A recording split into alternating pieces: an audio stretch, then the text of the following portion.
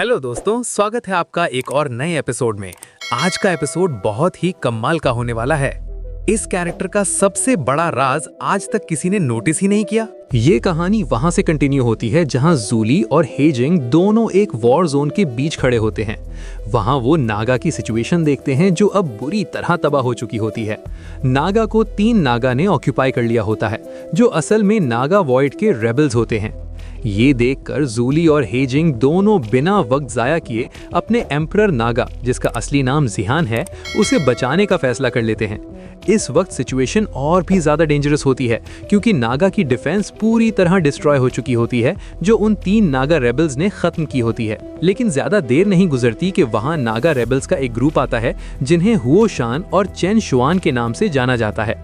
सामने होते हैं जूली और हेजिंग और यहीं से टेंशन और ज्यादा बढ़ जाती है। जूली और हेजिंग इस बात पर शॉक हो जाते हैं कि ये नागा रेबल्स ने दूसरे नागा से एसएसजी छीनकर अपने लिए यूज किया होता है, जो कि बहुत ही ज्यादा ओवरपावर्ड चीज होती है। सब एक ही एलिमेंट से बिलोंग करते हैं, यानी नागा, लेकिन फिर भी ये क्रिमिनल्स बिना सोचे समझे जूली और हेजिंग पर अटैक कर देते हैं और इस तरह दोनों अब सीधा डेंजर में होते हैं। ये सब देखकर जूली और भी ज्यादा गुस्सा हो जाता है। वो उन दोनों को धमकी देता है और कहता है कि वो उन्हें अपने एम्परर जिहान से दूर रहें, लेकिन वो दोनों जूली का मजाक उड़ाते हैं और उसे कंफ्यूज्ड कहकर चढ़ाते हैं। वो इल्जाम लगाते हैं कि राजा नागा को किडनैप कर लिया गया है, और सिर्फ एक नहीं बल्कि 3 राजा नागा, जो 3 मुख्तलिफ आइलैंड से हैं, नॉर्थ और वेस्ट आइलैंड से।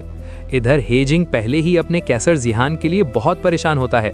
उसे बिल्कुल भी वक्त जाया करना पसंद नहीं होता, इसलिए वो फौरन उन दोनों का सामना करता है ताकि जिहान को बचाया जा सके। लेकिन जूली जोर से चीखकर हेजिंग को याद दिलाता है कि वो दोनों बैंक्सिंग के अंदर हैं। इसी वक्त पुंग हुओ जैन और चेन शुआन सीधा हे किंग पर अटैक कर देते हैं। उस वक्त वो हे किंग को अंडर एस्टिमेट कर देते हैं क्योंकि हे किंग अभी भी डूजॉन स्टोर पर होता है, लेकिन उसके पास इतनी पावर होती है कि वो बैंक्सिंग वालों का भी मुकाबला कर सकता है। इसके बाद जूली आगे बढ़कर हेजिंग की मदद करता है। तभी वो दोनों ट्रबल मेकर्स वापस आकर जूली और हेजिंग दोनों को मेंटली तोड़ने की कोशिश करते हैं। वो कहते हैं कि राजा नागा यानी जिहान अब एक ऐसी सिचुएशन में फंस चुका है जहां 3 राजा नागा उस पर असर डाल रहे हैं और उसके पास भागने का कोई रास्ता नहीं।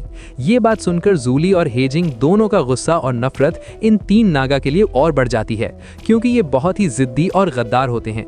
फिर अचानक उन्हें जिहान के नागा से जोरदार एक्सप्लोजन्स की आवाज आती है और तब उन्हें रियलाइज होता है कि जिहान अब बिल्कुल क्रिटिकल कंडीशन में है। इस पॉइंट पर हेजिंग बहुत ज्यादा वरिड हो चुका होता है। जिहान के लिए उसकी टेंशन एक्सट्रीम लेवल पर होती है और इसीलिए हेजिंग अपनी लाइफ एनर्जी का एक्स्ट्रा हिस्सा जला देता है ताकि अपनी पावर को और ज्यादा इंक्रीज कर सके। और अचानक हेजिंग की पावर एकदम स्पाइक करती है, इतनी ज्यादा कि वो सीधा जंप करता है और दोनों फाइटर्स को बुरी तरह डिस्ट्रॉय कर देता है, जिसके बाद वो दोनों बिल्कुल हिलने के काबिल भी नहीं रहते। लेकिन इधर जूली बहुत ज्यादा वरिड होता है हेजिंग के लिए। वो हेजिंग से कहता है कि रुक जाओ, क्योंकि अगर उसने कंटिन्यू किया तो हेजिंग को अपनी पावर का बहुत भारी नुकसान उठाना पड़ेगा। लेकिन हेजिंग को कोई परवाह नहीं होती, उसका दिमाग सिर्फ और सिर्फ शियान के बारे में सोच रहा होता है। इसी वक्त हेजिंग जूली से कहता है कि फौरन नागा जाओ और शियान की मदद करो। जूली के लिए हेजिंग को छोड़ना बहुत मुश्किल होता है, लेकिन वो भी मान जाता है कि शियान इस वक्त एक्सट्रीम डेंजर में है। चाहे कुछ भी हो, जूली डिसाइड करता है कि हेजिंग को छोड़कर शियान की तरफ रिट्रीट करेगा। जैसे ही 2 गद्दार नागा ये देखते हैं कि जूली वहां से निकल रहा है, वो फौरन पैनिक हो जाते हैं। उन्हें डर होता है कि अगर जूली बच गया तो वो उनका पूरा प्लान और पोजीशन डिस्ट्रॉय कर देगा। इसी बीच वूसन अपनी पावर यूज करता है और हेजिंग के लगाए हुए ट्रैप को तोड़ देता है। इसका फायदा ये होता है कि हो जांग अपने आप को आजाद कर लेता है और उसके साथ चियान शुन भी फ्री हो जाता है, जिसकी वजह से हेजिंग बिल्कुल डिजी और वीक हो जाता है। वहां हो जांग चियान शुन से कहता है कि फौरन जूली के पीछे जाओ और उसे चेस करो। चियान शुन बिना सोचे समझे इस ऑर्डर को एक्सेप्ट करता है और सीधा जूली के पीछे निकल पड़ता है। उधर एक और सीन चल रहा होता है। शो यान आउटर स्पेस के थ्रू ट्रैवल कर रहा होता है। वो लगभग नागा के करीब पहुंच चुका होता है, लेकिन रास्ते में अचानक उसे वॉइड की तरफ से एक अजीब और हैवी पावर का एहसास होता है। शो यान को समझ आ जाता है कि ये नॉर्मल चीज नहीं है, इसलिए वो अपनी स्पीड और ज्यादा इंक्रीज कर देता है ताकि ये जान सके कि वॉइड की ऑरा कहां से आ रही है, और उसका रुख होता है चान स्वान की तरफ। अब चान स्वान फाइनली उस जगह पहुंच चुका होता है जहां जूली मौजूद होता है। जूली अब फिर से मूव कर सकता होता है, लेकिन वो बिल्कुल भी चान स्वान का सामना दोबारा नहीं करना चाहता। उसका सिर्फ एक ही गोल होता है, जितनी जल्दी हो सके नागा पहुंचना और शियान को बचाना। वापस बैटलफील्ड में हे चिंग का सामना हुओ जान से होता है। हे चिंग की कंडीशन बहुत बुरी होती है, लेकिन फिर भी हुओ जान शॉक हो जाता है क्योंकि उसे लगा होता है कि हे चिंग मर चुका होगा। सिर्फ जिंदा ही नहीं, बल्कि हुओ जान खुद भी हे चिंग की पावर से प्रेशर फील कर रहा होता है। हुओ जान डिसाइड करता है कि अब हे चिंग का काम खत्म करना ही होगा, लेकिन तभी अचानक हे चिंग दोबारा खड़ा हो जाता है। उसके अंदर सिर्फ एक ही थॉट होता है, शियान को बचाना। अपनी लास्ट बची हुई स्ट्रेंथ यूज करके हे चिंग हुओ जान को पीछे धकेल देता है, लेकिन हुओ जान भी इतना आसान नहीं होता। वो हे चिंग के ग्रिप से आजाद हो जाता है और पल भर में अपनी पावर से हे चिंग को ट्रैप कर लेता है। इस पावर के अंदर फंसकर हे चिंग बिल्कुल हिल नहीं पाता और यहीं पर फाइट और भी ज्यादा डेंजरस हो जाती है। इसके बाद हुओ ज़ेन अपनी पावर रिलीज करता है एक ब्रूटल हेड हिटिंग के साथ, जो इतना टाइट और डेडली होता है कि पूरा सीन फ्री सा हो जाता है। उसी मोमेंट पर हुओ ज़ेन उस हेड हिटिंग को एक ऑफर देता है कि अगर वो उसके साथ हो जाए और नागा का लॉयल बन जाए तो उसकी जान बख्श दी जाएगी। लेकिन हेड हिटिंग सीधा मना कर देता है और ये रिजेक्शन हुओ ज़ेन को और ज्यादा रूथलेस बना देता है। हुओ ज़ेन फिर फाइनल डिसीजन लेता है कि वो हेड हिटिंग को ही निगल लेगा। जैसे ही वो उसकी एसेंस अब्सॉर्ब करता है, अचानक हुओ ज़ेन महसूस करता है कि किसी ने उसे पीछे से पकड़ लिया है, और जब वो मुड़कर देखता है, वो शाओ यान होता है। उसी वक्त शाओ यान हुओ ज़ेन को चैलेंज करता है कि क्या हुओ ज़ेन पहले हे किंग को डिस्ट्रॉय करेगा या फिर शाओ यान खुद हुओ ज़ेन को खत्म कर देगा। ये सुनकर हुओ ज़ेन बिल्कुल शॉक्ड रह जाता है, क्योंकि उसे पहले ही शाओ यान की ऑरा का एहसास हो चुका था, लेकिन इतनी सडन एंट्री उसके लिए अनएक्सपेक्टेड होती है। इधर हे किंग अभी भी होश में होता है और वो भी शॉक में होता है कि शाओ यान उसे बचाने आ गया है। हे किंग, जो शाओ यान को प्रॉपरली जानता भी नहीं होता, उससे फेवर मांगता है। वो कहता है कि कोई इंपल्सिव मूव मत लेना और सिचुएशन को संभाल कर हैंडल करना। लेकिन शाओ यान हुओ ज़ेन की बात बिल्कुल नहीं मानता। वो फौरन अपनी पावर एक्टिवेट करता है और हुओ ज़ेन को डायरेक्ट थ्रेट देता है। अगर हुओ ज़ेन ने तीसरी गिनती तक हे किंग को रिलीज ना किया तो शाओ यान हुओ ज़ेन को यहीं डिस्ट्रॉय कर देगा।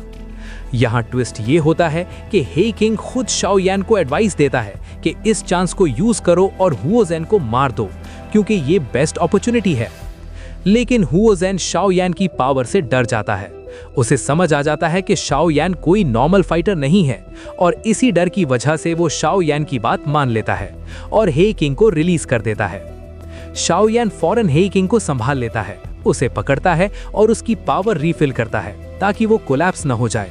लेकिन जाते जाते हुओ ज़ेन शाओ यान को वार्न करता है कि शाओ यान उनके मामलों में इंटरफियर ना करे। हे किंग, जो शाओ यान की वजह से जिंदा बच जाता है, अंदर से गिल्टी फील करता है। उसे लगता है कि शाओ यान के पास मौका था उसे खत्म करने का, जिससे नॉर्थ की पावर काफी कम हो सकती थी, लेकिन फिर भी शाओ यान ने उसे बचा लिया। चाहे हे किंग पैनिक स्टेट में होता है, लेकिन उसका स्पिरिट अभी भी जिंदा होता है। वो फिर से वू ज़ेन का सामना करने के लिए रेडी होता है और साथ ही शाओ यान से कहता है कि वो फौरन नागा जाए और जियान को बचाए। ये सीन क्लियरली दिखाता है कि हे किंग का जियान के लिए लॉयल्टी लेवल इनसेन है, बिल्कुल नेक्स्ट लेवल। चाहे उसकी कंडीशन कितनी भी बुरी हो, उसका फोकस सिर्फ जियान होता है। इसी बीच वू ज़ेन दोबारा शाओ यान को झेटन करता है, लेकिन शाओ यान बिल्कुल चिल मोड में होता है। वो वू ज़ेन को नीचा दिखाते हुए कहता है कि तुम अभी भी इस बैटलफील्ड के डेजर्ट में हो, लेकिन इतनी हिम्मत रखते हो कि डर का नाम भी नहीं लेते। जैसे ही शाओ यान अपनी ऑरा पावर फुली रिलीज करता है, पूरा एरिया प्रेशर से भर जाता है और उसी मोमेंट शाओ यान मूव करता है और सीधा कैप्चर करने के लिए आगे बढ़ता है। यहीं पर हुओ ज़ेन का सीन कंप्लीटली पलट जाता है और सबको रियलाइज होता है कि डो ज़ेंग लेवल पर सिर्फ और सिर्फ शाओ यान ही मौजूद है। थोड़ी देर बाद शाओ यान अपनी सोल पावर यूज करता है, जिसके जरिए वो हुओ ज़ेन की सारी पावर एक्सट्रैक्ट कर लेता है और उसे बिल्कुल पावरलेस बना देता है। अब हुओ ज़ेन किसी काम का नहीं रहता, इसलिए उसे हे किंग के हवाले कर दिया जाता है ताकि उसका प्रॉपर हिसाब लिया जा सके। हे किंग खुद बहुत ज्यादा सरप्राइज्ड होता है, क्योंकि अब शाओ यान डो ज़ेंग लेवल पर पहुंच चुका होता है, जबकि उनकी लास्ट मुलाकात में शाओ यान अभी भी डो ज़ेंग से नीचे था। ये क्लियरली शो करता है कि शाओ यान कितनी तेजी से इवॉल्व कर चुका है। ज्यादा देर नहीं गुजरती कि योमी और योमिंग वहां पहुंच जाते हैं और उनके साथ दूसरा रॉबर चैन ज़्वैन ज़्वैन भी होता है। साथ ही जूली भी वहां होता है और जूली उन सबको जिंदा देखकर बहुत खुश होता है। वो शाओ यान का दिल से शुक्रिया अदा करता है क्योंकि उसकी वजह से सब बच जाते हैं। लेकिन फिर जूली और हे किंग दोनों शॉक में आ जाते हैं जब वो पाइथन नेदर वर्ल्ड के मेंबर्स को वहां देखते हैं। यही वो ग्रुप होता है जो पहले ड्रैगन के कहने पर रॉबर्ट्स को सपोर्ट कर रहा होता है, लेकिन इस बार ट्विस्ट ये होता है कि पाइथन नेदर वर्ल्ड असल में उनकी मदद कर रहा होता है। यहाँ एक इंपॉर्टेंट बात रिवील होती है। योमिंग बताता है कि वो नागा का पाइथन रोबो है, लेकिन ये डिसीजन उसका अपना नहीं था बल्कि उसके भाई ने ये अलायंस एक्सेप्ट की थी। अब सिचुएशन चेंज हो चुकी होती है। योमिंग दोबारा नेदर वर्ल्ड का लीडर बन चुका होता है और उसका डिसीजन सील हो चुका होता है। वो शाओ यान को सपोर्ट करेगा, चाहे बात हो ईस्ट नागा आइलैंड की या फिर एम्परर सियान की। ये बात सुनकर जूली और हे किंग दोनों योमिंग और पाइथन नेदर वर्ल्ड का शुक्रिया अदा करते हैं। फिर सियान उन दोनों से पूछता है कि आगे क्या हाल है। जूली बताता है कि जियान इस वक्त बहुत बुरी हालत में है क्योंकि वो 3 नागा के ट्रैप में फंस चुका है और लगता है कि उसे 3 नागा शैन का सामना करना पड़ेगा। ये सुनकर शैन बहुत ज्यादा वरिड हो जाता है और बिना वक्त जाया किए सबको इनवाइट करता है कि जर्नी कंटिन्यू करते हैं और जियान तक पहुंचते हैं। इसी मीटिंग के दौरान हमें एक और डेंजरस कैरेक्टर के बारे में पता चलता है, स्वान मू, जो कि ड्वान सैंग बी थैंग 2 में मौजूद होता है। इस वक्त ईस्ट आइलैंड, जो ड्वान सैंग बी थैंग 2 का हिस्सा होता है, ऑलरेडी फॉल हो चुका होता है। स्वान मू यहाँ प्लॉटर्स के प्लान्स लीक करता है और ये भी रिवील करता है कि उन्होंने वीनस साइट के साथ मिलकर काम किया था ताकि 3 आइलैंड्स को और ज्यादा स्ट्रॉन्ग बनाया जा सके और ये वॉर जीता जा सके। स्वान मू ये भी कहता है कि नागा लोगों के पास जीतने की कोई उम्मीद नहीं है और ये बात जानबूझकर उनका मोराल तोड़ने के लिए बोली जाती है। इस बात पर नागा के 4 फादर्स बहुत ज्यादा गुस्सा हो जाते हैं और वॉइड के फिनिस भी इस बिट्रेयल पर भड़क उठता है। वो सीधा नागा जित को थ्रेटन करता है कि ये गद्दारी कभी माफ नहीं की जा सकती। लेकिन रॉबर्स इस चीज को शेम समझने के बजाय मजाक बना देते हैं।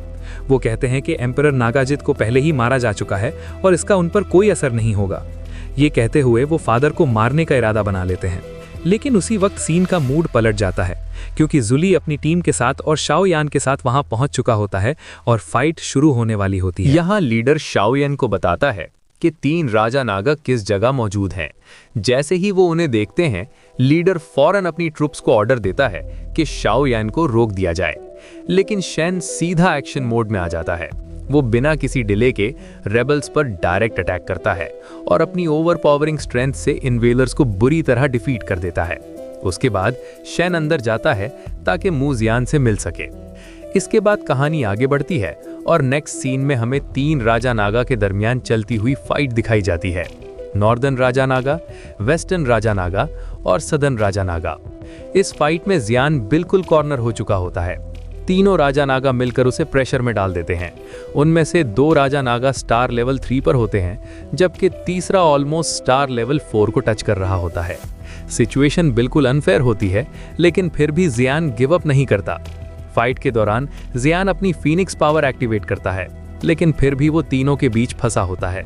वो अपनी एबिलिटीज यूज करके उन तीनों के अटैक्स को रोकने की कोशिश करता है, लेकिन बैटलफील्ड का प्रेशर हर सेकंड बढ़ता जा रहा होता है और जब सिचुएशन बिल्कुल एक्सट्रीम हो जाती है, तब अचानक जियान को किसी अपने की मदद मिलती है।